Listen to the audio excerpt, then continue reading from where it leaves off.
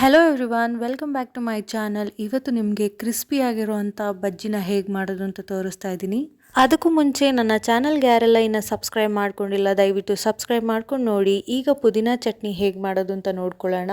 ಒಂದು ಮಿಕ್ಸಿ ಜಾರ್ಗೆ ಸ್ವಲ್ಪ ಪುದೀನ, ಕೊತ್ತಂಬರಿ ಸೊಪ್ಪು, ಜೀರಿಗೆ ಪುಡಿ, ಉಪ್ಪು ಹಾಗೆ ನಿಂಬೆ ರಸ ಹಾಗೆ ಒಂದು 5-6 ಹಸಿರು ಮೆಣಸಿನ್ಕಾಯಿ ಹಾಕ್ಕೊಂಡು ಮಿಕ್ಸಿ ಮಾಡಿಕೊಂಡ್ರೆ ಮುಗೀತು. ಇದು ಪುದೀನ ಡಿಪ್ಪಿಂಗ್ ಅಂತ ಬೇಕಾದ್ರೂ ಕರಿಬೋದು, ಪುದೀನ ಚಟ್ನಿ ಅಂತ ಬೇಕಾದ್ರೂ ಕರಿಬೋದು.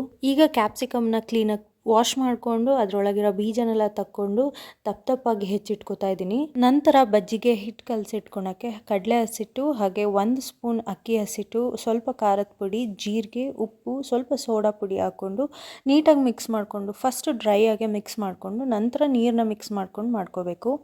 ಒಂದು ಹದ ನೋಡಿ, ಈ ಹದಕ್ಕೆ ಬಂದಾಗ ನೀವು ಬಜ್ಜಿನ ಡಿಪ್ ಮಾಡಿಕೊಂಡು ಎಣ್ಣೆಗೆ ಹಾಕ್ಕೋಬೋದು. ಈಗ ಒಂದು ಬಾಣಲಿಯಲ್ಲಿ ಎಣ್ಣೆ ಕಾಯಕ್ಕೆ ಇಟ್ಕೊಳ್ಳೋಣ. ಎಣ್ಣೆ ಕಾದ ನಂತರ ಬಜ್ಜಿನ ಒಂದೊಂದೇ ಹಾಕೋಬೋದು. ಹಿಟ್ಟು ಕಲಸುವಾಗ ನಾವು 1 ಸ್ಪೂನ್ ಅಥವಾ 2 ಸ್ಪೂನ್ ಅಕ್ಕಿ ಹಸಿಟ್ಟು ಹಾಕೊಂಡ್ರೆ ತುಂಬಾ ಕ್ರಿಸ್ಪಿಯಾಗಿ ಬರುತ್ತೆ. ಅದ್ರ ಜೊತೆಗೆ ನಾನು ಈರುಳ್ಳಿ ಮತ್ತು ಕ್ಯಾರೆಟ್ನ ತುರ್ಕೊಂಡು ಸ್ಟಫಿಂಗಿಗೆ ರೆಡಿ ಮಾಡಿಕೊಂಡು ಈ ರೀತಿ ನಾನು ಸ್ಟಫ್ ಮಾಡ್ಕೊಂಡಿದ್ದೆ. ಪರ್ಫೆಕ್ಟ್ ಸ್ಟಫ್ಡ್ ಕ್ಯಾಪ್ಸಿಕಮ್ ಬಜ್ಜಿ ಹೇಗೆ ಮಾಡೋದು ಅಂತ ನೋಡ್ಕೊಂಡ್ರಲ್ಲ. ಈ ವಿಡಿಯೋ ಇಷ್ಟ ಆದರೆ ಸಬ್ಸ್ಕ್ರೈಬ್ ಮಾಡ್ಕೊಂಡು ಶೇರ್ ಮಾಡಿ.